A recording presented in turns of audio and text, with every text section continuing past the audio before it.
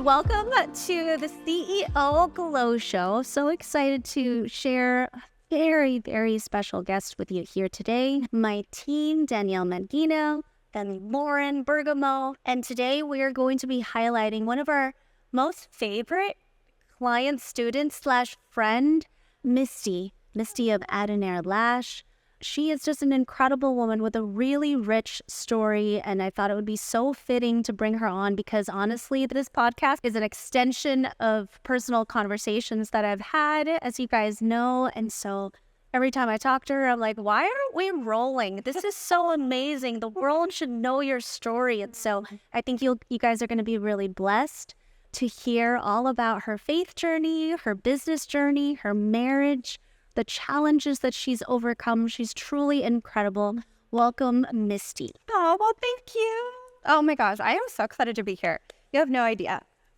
Okay, so just kind of like share a little bit about your experience of getting into the beauty industry and the challenges that you've faced getting in here. Yeah, How God's paved the way. he has.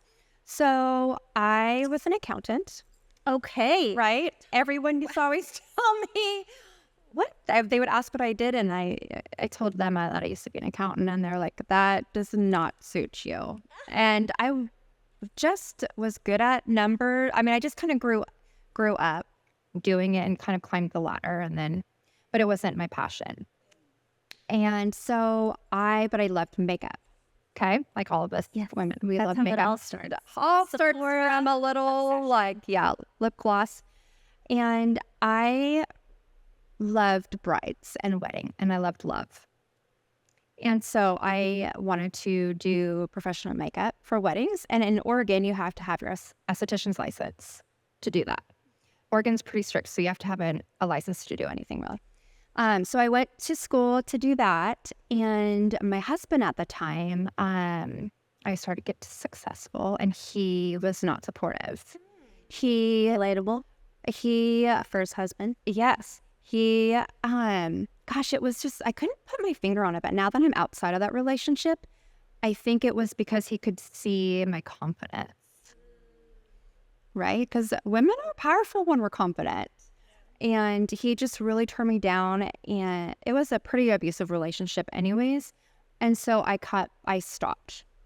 Man, that must have been hard to get out of. I think a lot of women are faced with that type of relationship often, and it's really like a weight. It just drags everything down. Yeah. So, yeah, relatable. So I think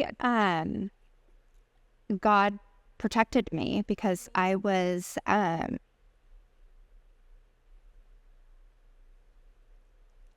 he was very abusive. So I stayed with him for 20 years. 20 years. We have 2 children. And no one in my family had been divorced. And so I love my boys so much. Thank you. Is it getting stuck in my lip gloss? And I was just scared. But it was a slow abuse. It was a lot of the emotional and mental.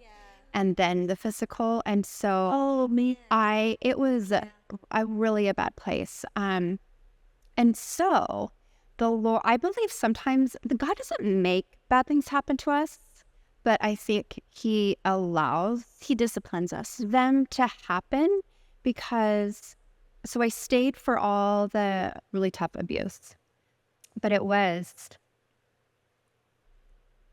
December 9th, 4:59 p.m. on 2016.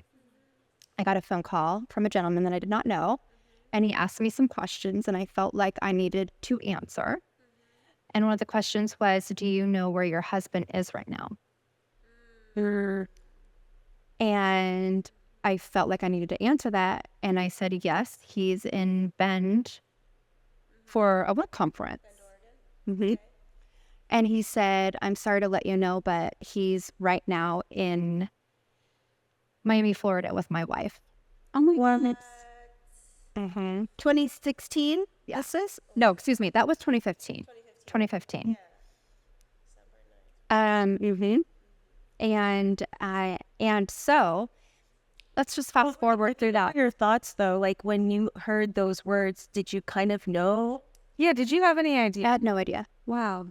I had no idea. I was so trusting and so devoted to this man that hurt me over and over and over. Yeah. But he had conditioned me to do that, and which again is one of my big missions in what I do. That's where I want to go with this. And so I'm so thankful now that I'm out of that and I'm healing, so thankful that God allowed that to happen, because I would have stayed. I think it's I would have stayed. also with going through those seasons, you come out stronger. Yeah. Yeah. Strengthening you. And yeah, those are moments in life where it sucks. Yeah. And you're just like, I don't know, God revealed that. I think with a lot of people with, who deal with like verbal and emotional abuse, and I know yours was physical as well, but I've been in this situation where I felt like, I wish you would just hit me.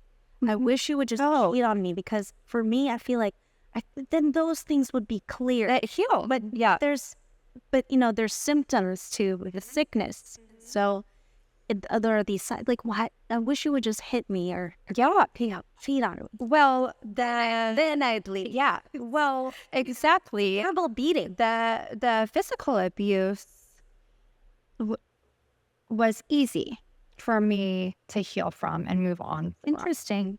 Oh, But it's the mental abuse I still struggle on a daily basis, healing from that.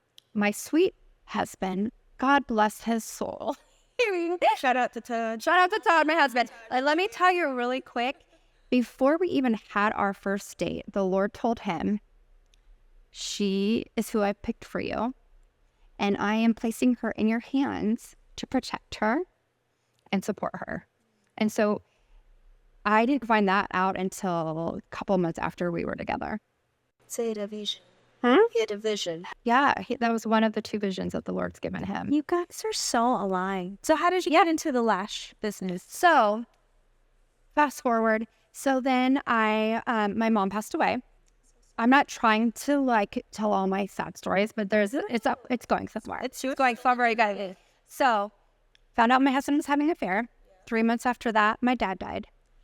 2 months after that, my mom died. And I'm an only child. And my mom was the most incredible human. She loved the Lord so much, and she loved people. She loved making people laugh. She loved making people feel warm and loved and accepted. And I knew what a special woman she was, but I had no idea until I was speaking at her funeral, and I look out, and there's all these women, and that I didn't know, and they all, it was kind of an informal funeral, and people would come up and they would share their stories, and woman after woman after woman said, Sharon loved me. She accepted me. She didn't judge me. She prayed for me. She made me laugh. She encouraged me. And at that moment, I was like, I have to continue the legacy of my mother. Even though I'm like shooting fireball every time, like I was not eating and I was like drinking fireball. Yeah, no kidding. Wait, then or right back then? No, back then. No. Oh, no. I did have some mimosas though on the airplane. But yeah. So at that moment, I knew that I needed to go back into the beauty industry. I needed to dive into the beauty industry, but I was really unhealthy. I was not in a good place mentally. And so I stuck with what I knew. I was doing accountant, and then, here comes Todd, right? Like doing his little like amazing thing. And I got laid off. And he said, why don't you do what you love? What a good man. We'll keep him. And I was like, what's the catch, Sam? What's the catch? And he was like, no, like why don't you, like, we can make it happen. You can be successful at it. And it's him this whole time that have kept pushing me into, and so that's how I went from being an accountant to a makeup artist to now doing lashes that I love. We need to get Todd on the podcast. Sound that has been. I know. You know what? I told him that I feel like the Lord has so much bigger for him. Yeah. Like he made Maybe like sure. I think it'll be our next like There's so many speakers. So he researched and went to counseling and read books and listened to podcasts. It takes a special man to come behind a man that has really abused and hurt a woman, whether it's physically, emotionally. It's not like any relationship. And so he learned on his own, like, Wow. what to do and not to react and how to and I was like, you need to go out and share what you know and share what you did to men. My mission is to support the women. B. Fisher. Yeah. And then he needs to go support the men. Like, women come to me and let's have a little side action over here where they bring their husbands, they may not know what they're there for, and Todd's like, listen here. Wow. So Yeah. you and Todd, how long have you guys been together? We have been together 7 years, but married. What month are we in? So that Oh, wait. No, sorry. We've been married 2 and then together almost 7 years. 7 years. He proposed a little under a month, and I said yes. Well, I was scared, but okay, I said yes. I'm going to be a little honest with you guys. Like, I was like, I'm a people pleaser, and so I was scared if I said no that I wouldn't please him. Right? But he did. I did everything to shake this man off because I was never going to get married again. I feel like your follow-up blade is strong, Todd. I know. You guys, he's so special. Like, I'm a special creature, and so for him to tolerate me, yeah. I know. Where do you find? And there were a lot of single women watching. Where do you find on Hinge. Not on Hinge. We met on Hinge. Go on Hinge. Yeah. What did Bianca say? Listen, that man on Hinge is maybe hot, but hell is hot. But hell is hot. Who sings like Beyonce? Bianca. We saw her at a conference yesterday, and she was like, "Oh, he's not a believer." And so, yeah, that's like the man on Hinge, maybe hot, but hell's hot too. Yeah. Oh my gosh. Yeah. So, anyways, it was Todd that pushed me. That's incredible. What do you think it is about Todd that made him this way?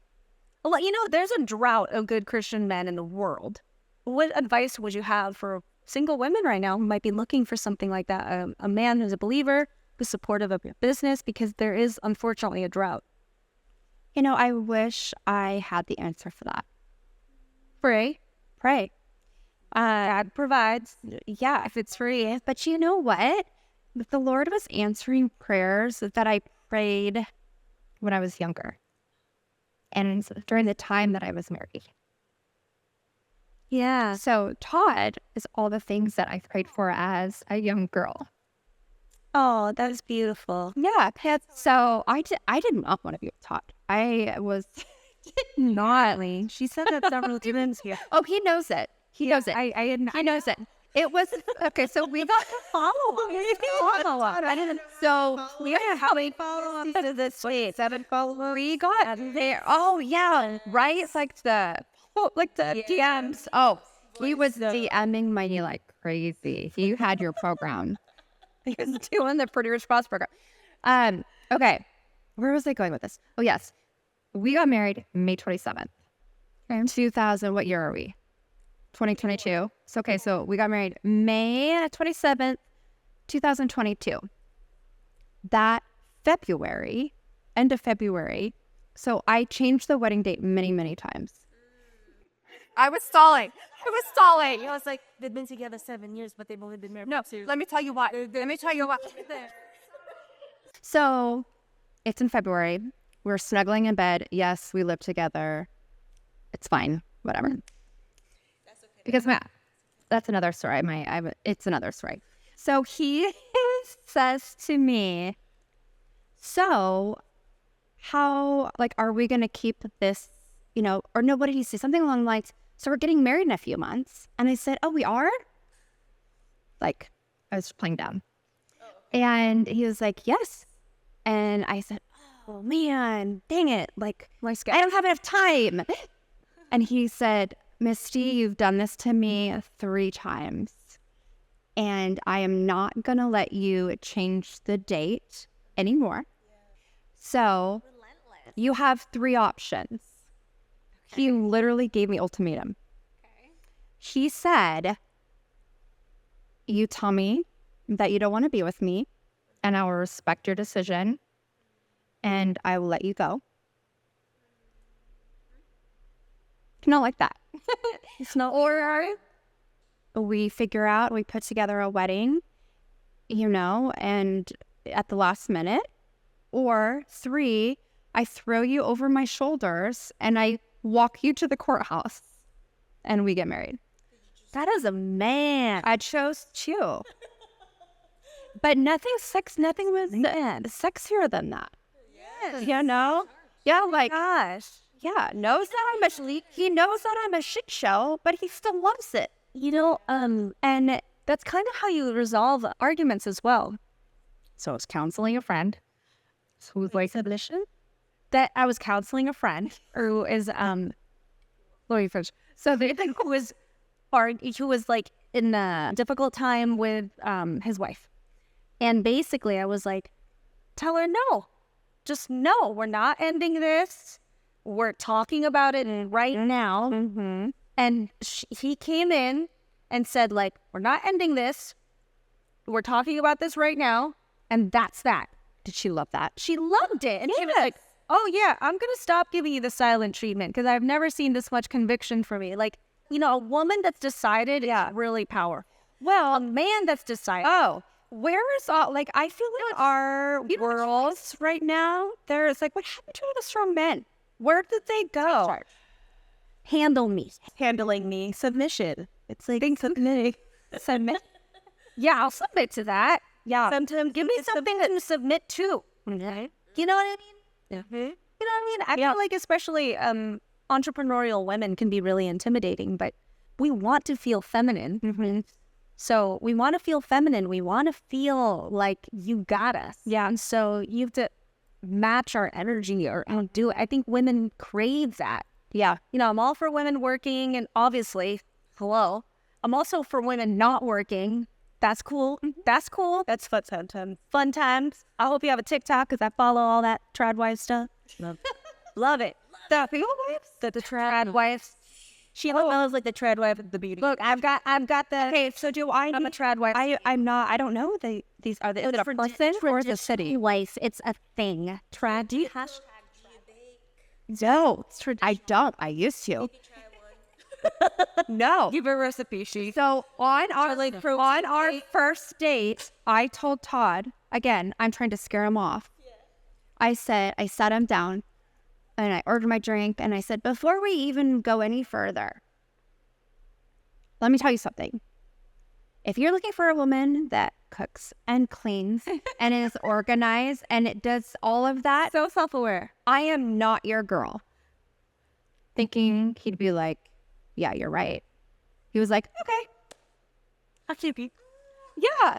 And I just love that straightforward. It gets to a point, I think, for anybody there that's like a little bit older, who's like dating right now at an older age, like it does come with a lot of self-awareness. Yes. Like, you know yourself, you know what you're doing, so why not come at it right out the gate? Right. Listen, I know myself. I don't do this. I'm not on time. Yeah. I do, like, I'm high maintenance. Yeah. Like, this is what it is. I feel like when you're dating in your 20s, it's not like that. It's like, I have no idea what I'll do as a wife. But because then you're not. Yeah, you have no idea. Yeah. But there is a benefit. There's so little to that, though. There are years from you, you're like, yo, D, are you still cleaning your bathroom? I was like, yeah, why? She's like, you could just hire someone to clean your house. I was like, you're right.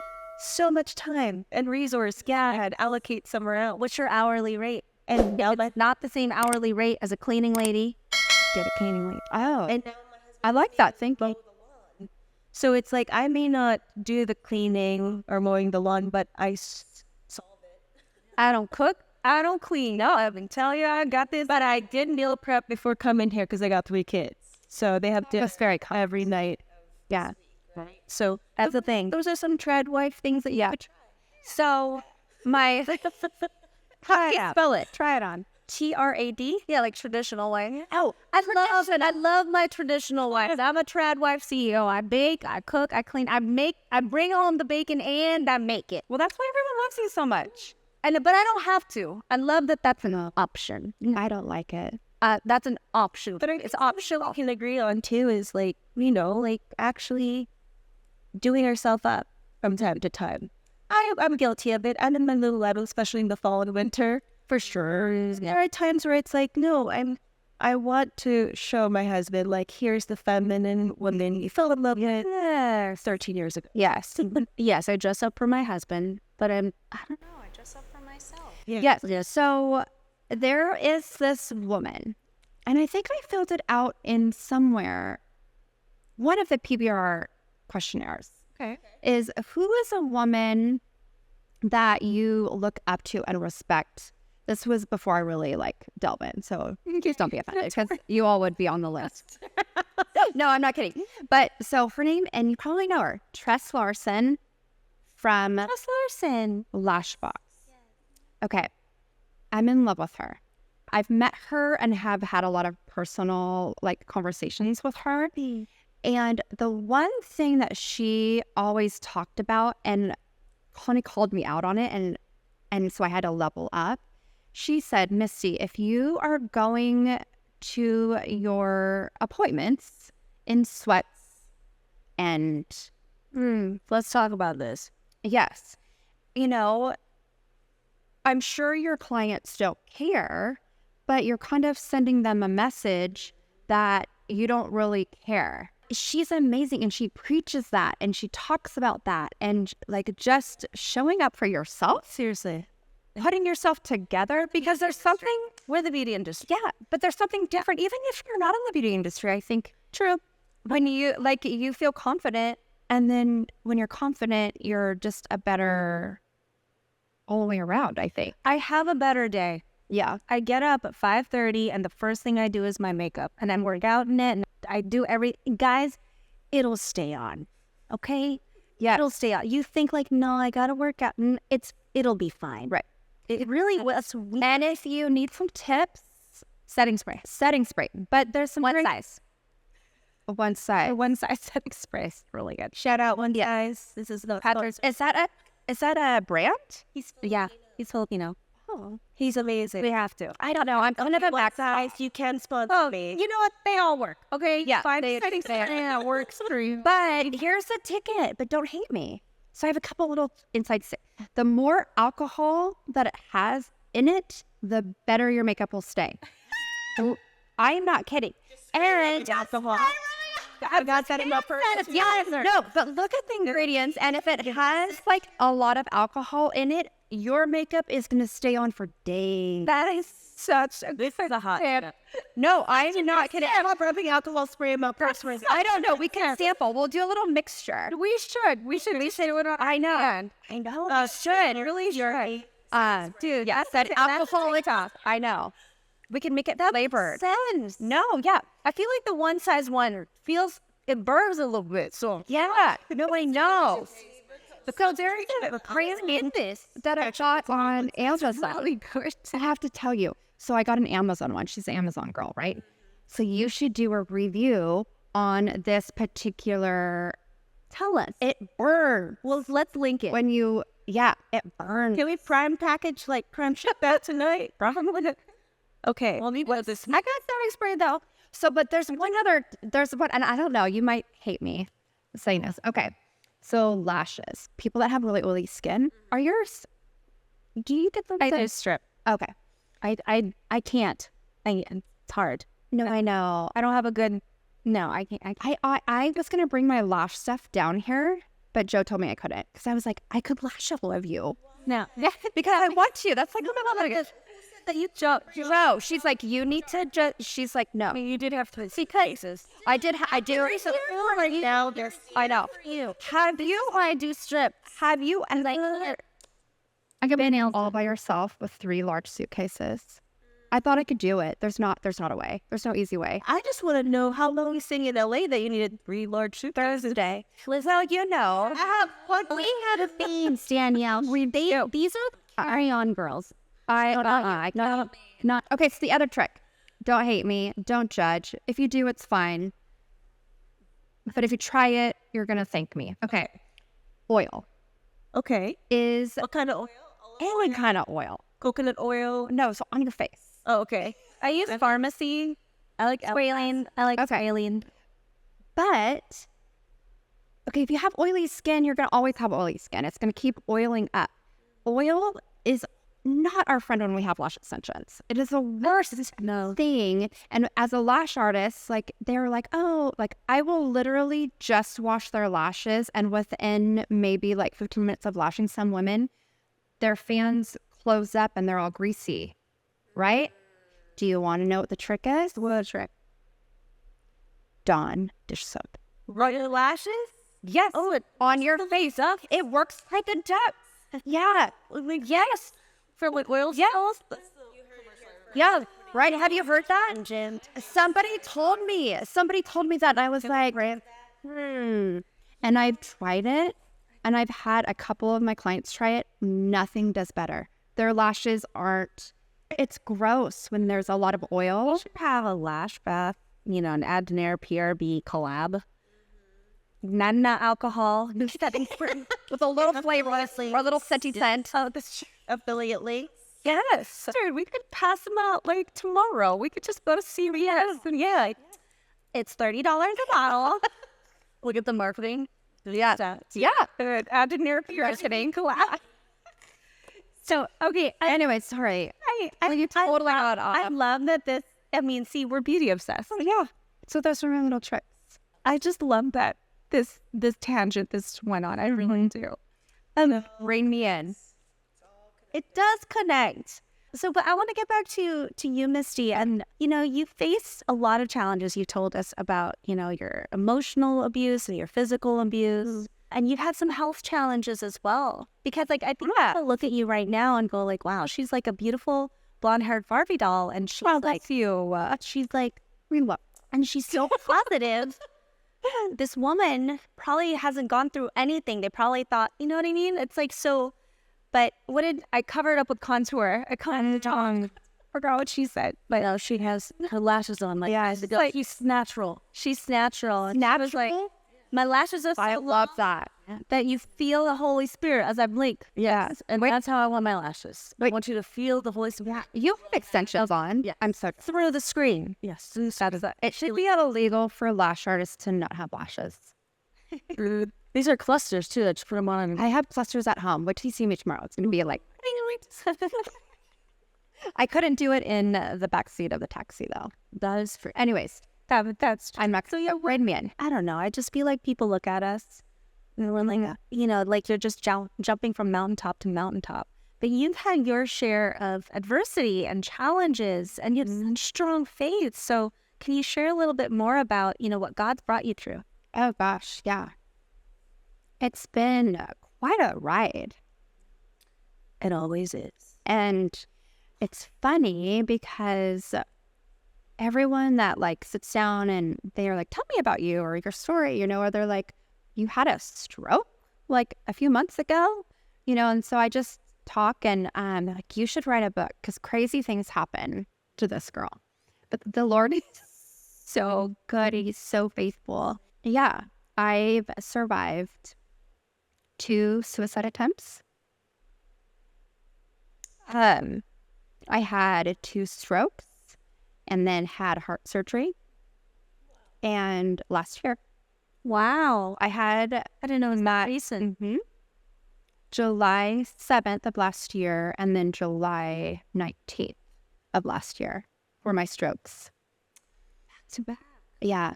They found I had a hole in my heart. And so that's how... PLF? Or the PFL. Yeah. So the clots, which they never really figured out. That's related. Yeah. So couldn't figure out where the clots were coming from, but they knew that's how they were getting up to my brain. Yeah, I thought, that's so crazy. Yeah. My husband had a stroke at 36, and He has a PF. Did he have the closure? It closed on its own, That's lucky. or miraculous. It closed on its own. That's crazy. That's another thing we should probably dive into at some point. But Yes. so tell me about what happened. Crazy. Just another God. It's like everything is just all God, God, God. So after the second stroke, I was in ICU when they have you do MRIs, as you know. And so they come back. Wait, no, what was it? So, excuse me. I had MRI for my first stroke. I had an MRI, which is why they diagnosed the second stroke. But I was in my hospital bed with this headache that just was killing me. So they took me in for another MRI, not sure if I was having another stroke or something. And so then after I had the MRI, I come back to the hospital bed and the doctor comes in and I'm feeling better at this point. And the doctor comes in and he says, I don't know what to say right now. And I was scared because I was at another hospital once and the guy had the wrong patient. He thought I was a different patient and he told me that I was going to have a brain aneurysm and it was fatal. So, but then I started crying. He's like, oh, wait, you're not the right patient. Wrong patient. And I was like, what? So I was really like scared when he was like, I don't know what to say. I'm like, oh my heavens, what did they find? He said, as you know, with strokes, like your brain is damaged. You'll forever see Black spots, things like that. He said, your MRI is perfect. Your brain is perfect. Everything that it's not showing any strokes. Everything is gone. Wow. He said, I went Incredible. Yeah. And I can Pray for that for Will. Yes. You pray for that. I still have some residual stuff happen, but I think it's the Lord reminding me, I saved you, I performed a miracle. Yeah. Yeah. So, like, how does that impact your day-to-day way of living? It's different now. So, oh gosh. Kind of deep, but Good. so I did not want to live anymore. I was in so much pain. But God would not let me. The first attempt, I had pills. I had 2 full prescriptions of, and I saved them. 1 full prescription of Xanax and 1 full prescription of, I forget what the painkiller was. Not opioid. No, Oxy. And I had it planned. This was after the divorce. Yeah. After my dad died. So I found out about the affair. My dad died. My mom died. Then my ex-husband moved in a woman. It was just really hard to. That's a lot. But the worst part was not having my babies. Where were your babies? With your house? Not with me every night. I just couldn't. It was so hard. And then he moved the mistress in. And my babies, they're my children, were with this woman. And it was so hard. It was so painful.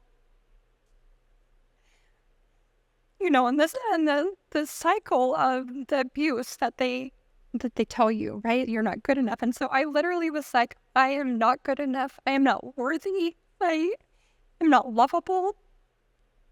Everyone that was supposed to be here to be with me has left. They either died or had enough, it was just such a hard time to me. Oh, yeah. Oh, gosh. And that Father of lies. yeah. So I had planned it out. I had written a letter to my children.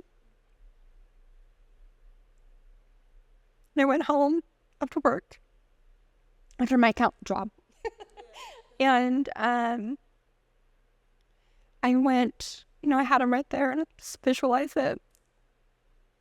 And some big, heavy, peaceful light made it so I couldn't move. And I knew it was the Lord. I knew that he was there. And he said, not my child, not today. And I fell asleep and I woke up and it didn't go away. Those thoughts never went away. I think once you get to that point, it's really scary because you get there quicker and easier. And so there was that time. And then, not very many people know this, but my ex-husband tried to take my children away from me. He is a narcissist. He's a scary narcissist. And my children wanted to meet or wanted to move with him. Mm-hmm. Your kids. Mm-hmm. And he's a Disneyland dad, right? And I know it was just, so we were going through this nasty custody battle. That was so painful. Like, that was worse than I think anything I had experienced this far. And so again, I took the pills and talked down to me and took me to the emergency room. And at that point, I was admitted. Didn't you? He was sad and sad for you. Yeah. Poor guy. I had put him through the ringer. Like, he's so traumatized. Like, Yeah, yeah. He picked you. Yeah. So he was right. Yeah, and he's so good at loving and being there. But so there's that. So let's fast forward to the strokes. Okay. This is a funny story. It gets better. Okay. Enough of that. Funny stroke story. So it is kind of funny. So we had sex, and then I get up to go to the bathroom and I fall because my whole left side isn't working. And then he's talking to me and I'm confused. I don't understand what's happening to my body because my mind's still kind of working okay at that moment. And so he's like, babe, are you okay or whatever? And so I'm trying to communicate to him, I'm fine, but I'm sounding like Anna Nicole Smith when she's drunk and high. And so I'm thinking in my head, okay, this is really weird. Why do I sound like a drunk Anna Nicole Smith right now? Yeah. So he calls 911 and ambulance comes and they're like, no, she's too young for a stroke. Like, if she's still not feeling better in the morning, take her to the doctor. Oh my gosh. So they leave. Oh, no. And so Todd's like, be fast. Yeah, be fast. Right? But then Todd's like, yeah, well, okay, well, does it look right? It's a stroke. Like a quicker, yeah. You have so he rushed me to the emergency room, and we did not know that there is that medication that can literally save your stroke, like save your brain. He took me we had 15 minutes left within the time frame. And so we're sitting there and I couldn't really talk. So we're actually having stroke. And what did the paramedics think it was?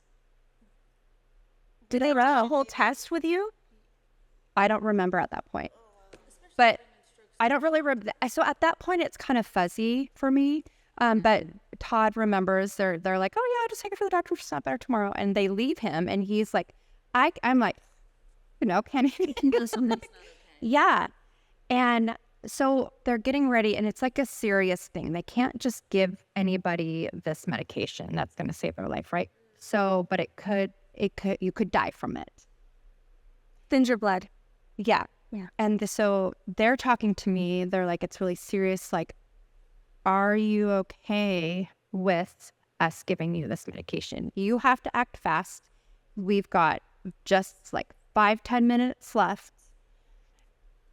And for the first time in my whole life, I knew I didn't want to die.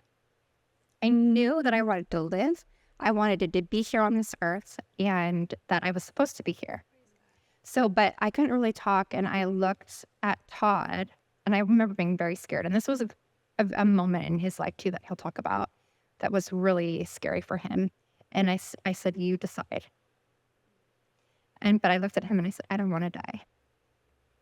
And so we did it. And then, fast forward and here we are. But it was the traumatic health scares that I've had recently that has shown me like, okay, I'm not supposed to die.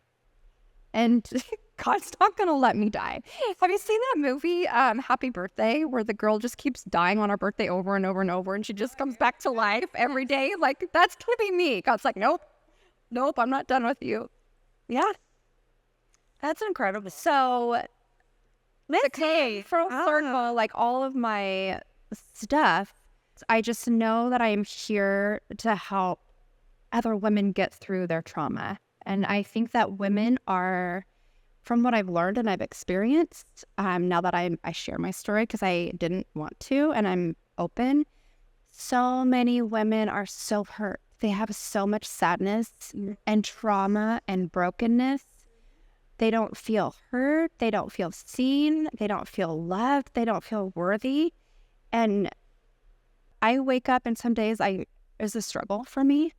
But going to lash or literally is like my clients, like helping my clients get through is what has healed me. Wow, healing others is what heals.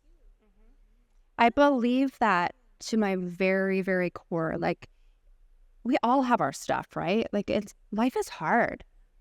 Life is so hard, but I challenge everybody to know that. And if you can, just like set that back, like kind of pull yourself together, even if you have to like go out with just your sweatpants. I know that's not what is the best thing, but if you're hurting, do as much as you can, get out there and help somebody else. You will be amazed. You are helping those other people, but there's something about that healing. It's an antidepressant. Yeah. I think the most depressed people, the times I've been depressed, let me just talk about myself. The times that I've been depressed are the times where I've been the most selfish.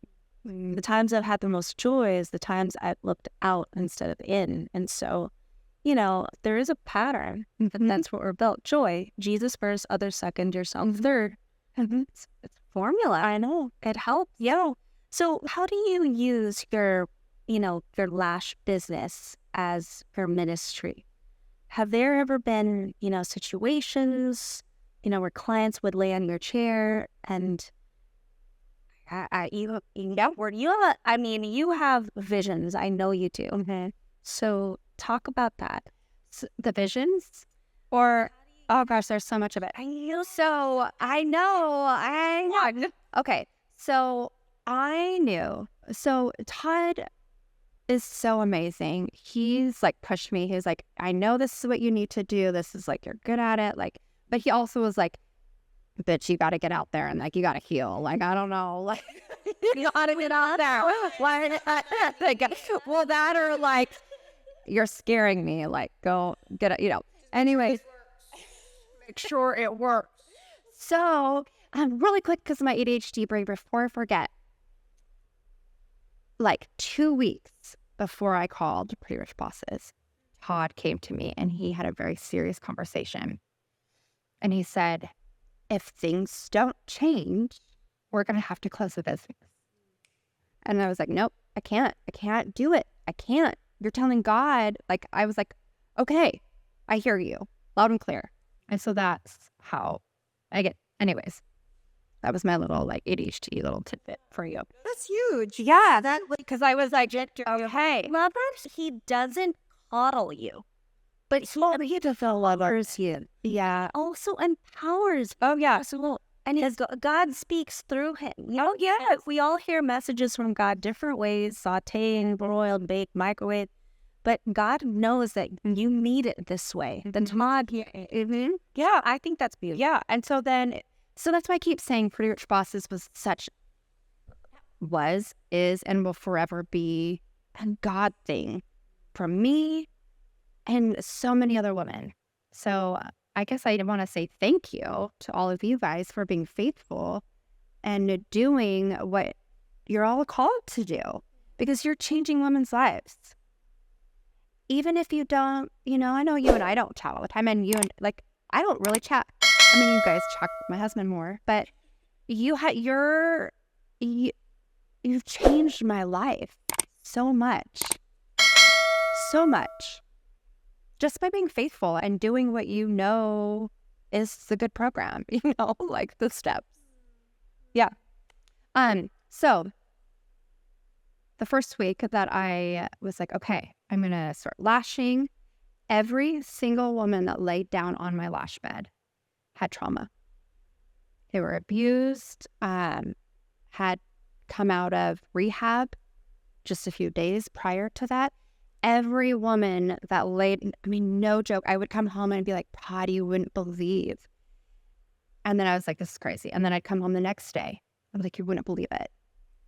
And so that's how I knew this is bigger than just lashes. Sure. This is not I love it and I really enjoy it. I love the relationships with the women, and it helps pay the bills a little bit at the moment, but it's so much bigger than that.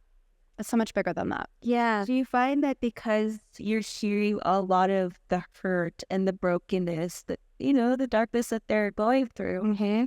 do you feel it in your heart to well, what do I do with this? Mm-hmm. I do.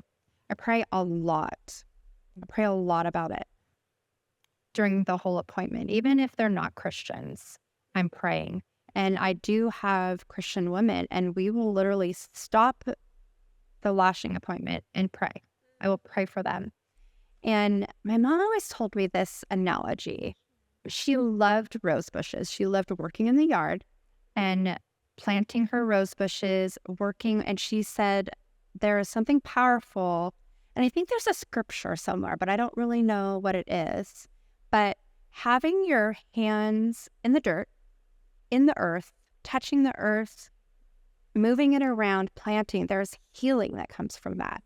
I feel like for me, I don't have a green thumb, but I visualize when I'm lashing, my mom working in her rose bush, but I'm seeding through the dirt, right? But I'm just seeding through the lashes. And there's a healing for me. And I feel like there's a healing that happens with the client. I don't know. It's just I know that not every lash artist experiences this. It's just bigger. It's just so much bigger. There's a scripture. And then, so when I'm lashing, I kind of visualize my mom and the story, telling me the story. And because I remember she was using her hands. When I'm planting the garden, and you're touching the earth and touching the dirt and really getting in there, there's healing that comes from the earth. And there's a scripture verse. And so when I'm lashing my clients, I visualize and I understand. It's like, okay, my client center lashes, they're my rose bush. And actually, that reminds me in John, actually, the harvest is plentiful. Yeah, He just needs Workers are few. and that's what we're called to do.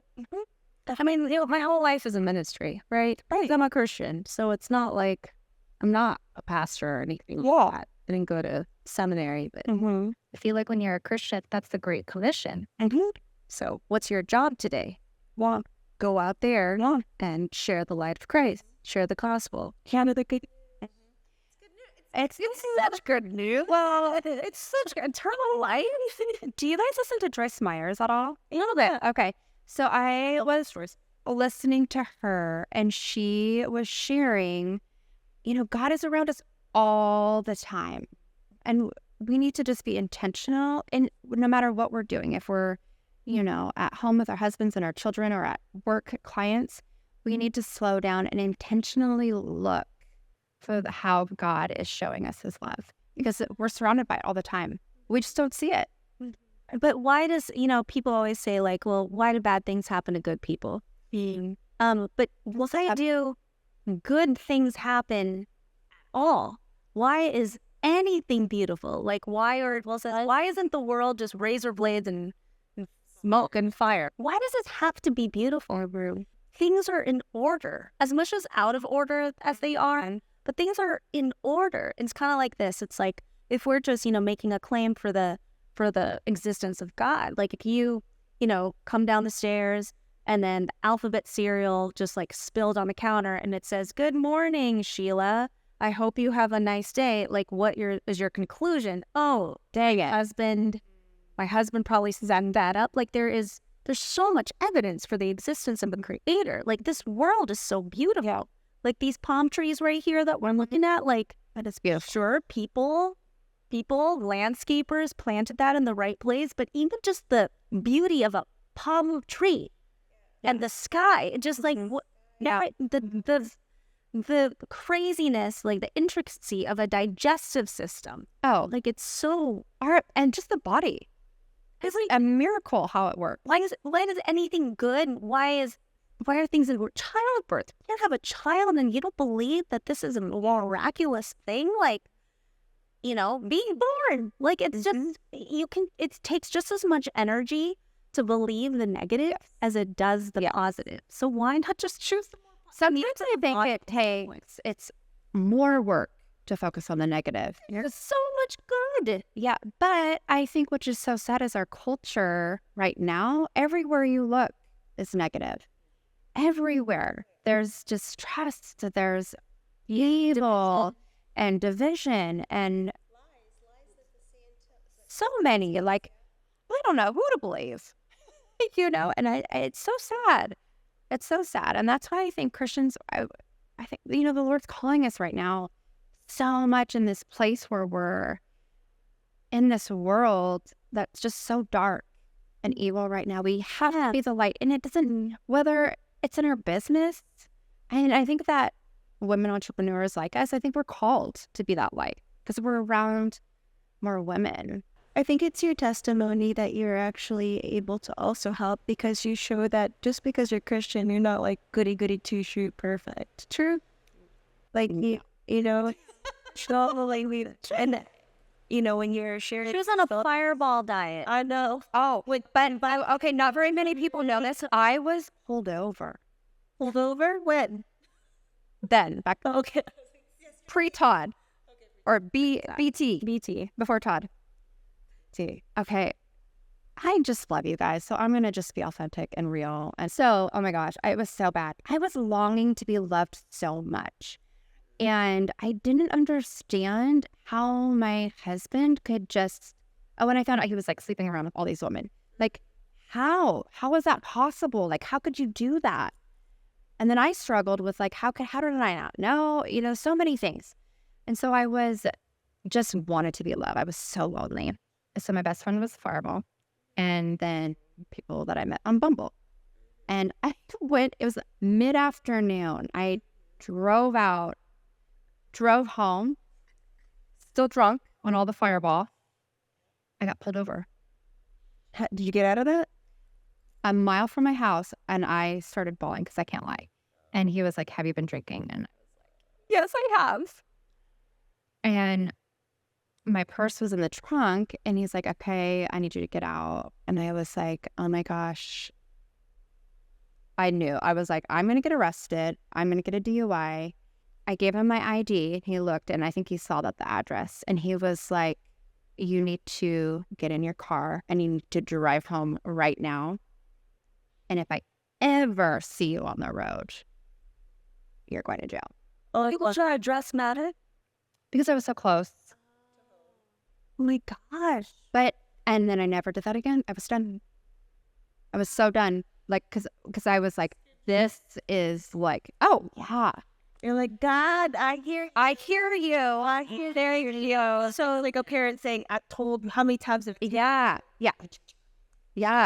You got the rod of the staff that kind of Yeah.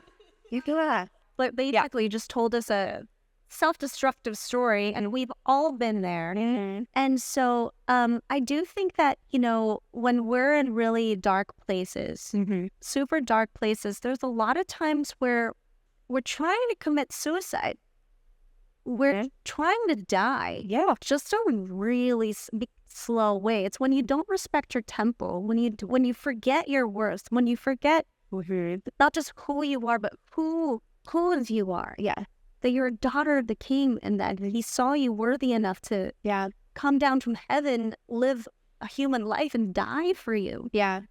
Yep. I think too that we put too much stock into the love from everyone, which, we should surround ourselves with people that love us, but really we need to hold all our stock in, God's love for us and what He says we are, and not Place our identity. Yeah. Really. And so when we put that in other people, they're gonna hurt us and put it down. People. Oh, they will. Oh yeah. Oh yeah. Oh yeah.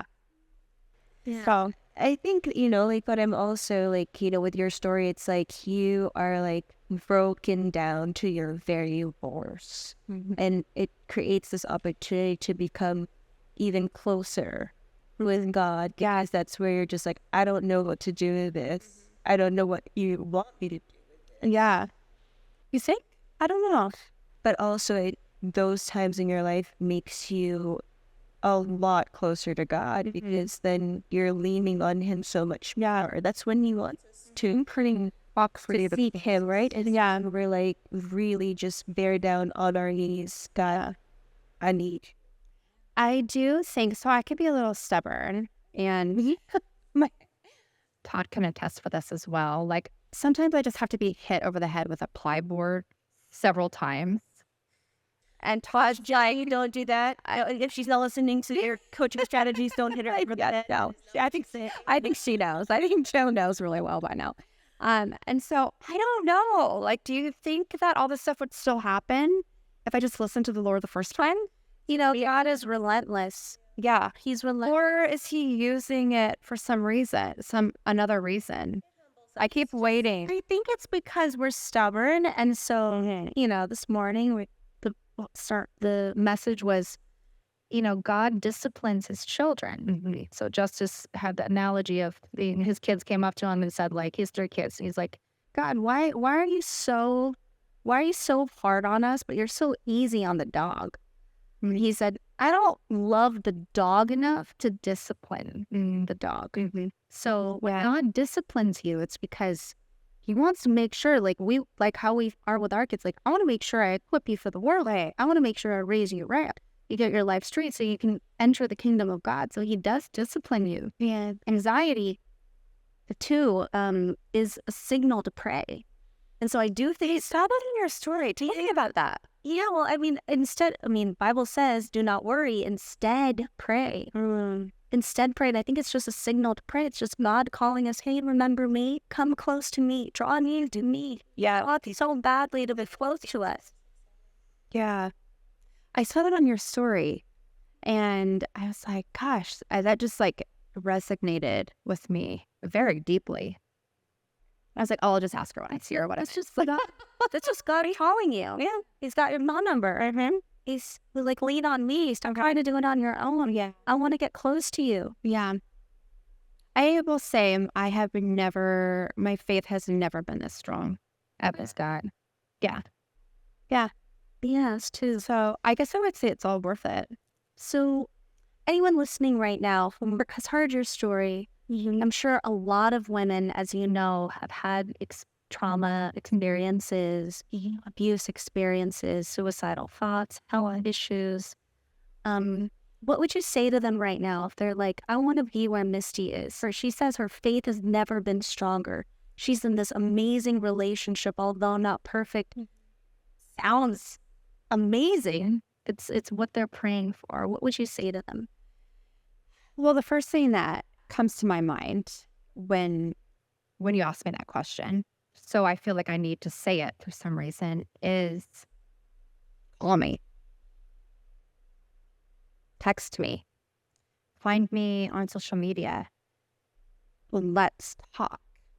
And if you need a friend, call me. I will be that person. And I don't care what time it is. I don't care the day.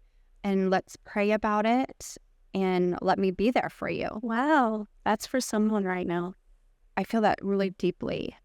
So yeah, if someone is needing that, that's just that's the only answer I have right now. Oh, so honest. That's so honest. I mean, sometimes people, all they need is a simple prayer. You know, just someone with then they need to hear what God needs them to. Yeah. People need to feel seen. And so it's amazing. Oh, yeah. I feel like you're not alone.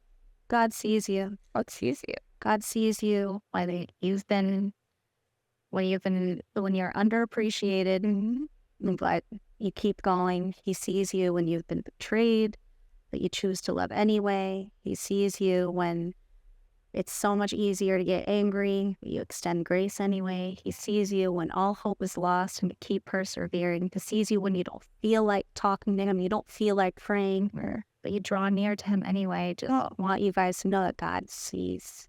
Oh, yeah. Yeah. He is actually always chasing us. Relentlessly. Always Always. winning us relentlessly. Where can we find you and how can we work with you and how can we... Okay, so each you get your pen and paper because I'm going to give you my personal number right now. Even if I could just help a handful of women. So my phone number is 503-983-3212. That is my personal number. You can text me and call me. Or you could find me on Instagram and Facebook at Adonari Lash. Yep, it's just Adonai Lash. Or personally, my name is Misti and I'm on all the socials. So call me, text me, DM me. Even if you're not sure, like, where to start, who to go to, what to do to heal, so let me be there for you. Or DM her the word prayer. Yeah. To which IG account so we can create a workflow for that. I was like, where are you going? No.